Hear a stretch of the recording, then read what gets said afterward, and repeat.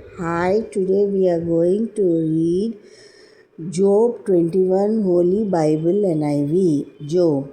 Listen to what I am saying. That is all the comfort I ask from you. Give me a chance to speak, and then when I am through, sneer if you like. My quarrel is not with mortal men. I have good reason to be impatient. Look at me. Isn't that enough to make you stare in shocked silence? What I think of what has happened to me. I am stunned and I am tremble and shake.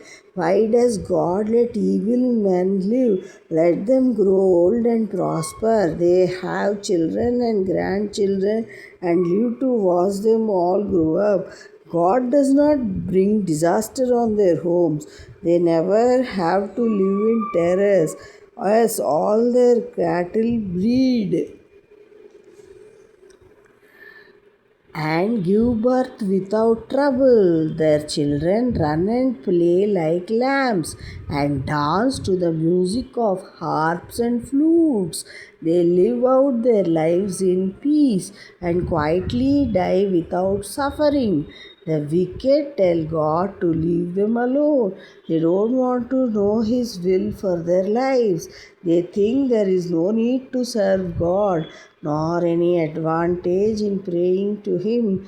They claim they succeed by their own strength. But their way of thinking I can't accept. Was a wicked man's light ever put out? Did one of them ever meet with disaster? Did God ever punish the wicked in anger and blow them away like straw in the wind or like dust carried away in a storm? You claim God punishes a child for the sins of his father. No, let God punish the sinners themselves. Let them show that He does it because of their sins. Let sinners bear their own punishment.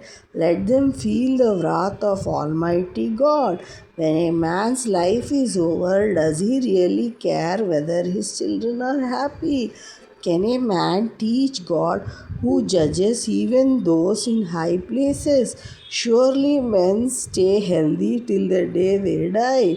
They die happy and at ease, their bodies well nourished. Others have no happiness at all. They live and die with bitter hearts, but all alike die and are burned. They all are covered with worms. I know what spiteful thoughts you have. You ask, where is the house of the great man now? The man who practiced evil.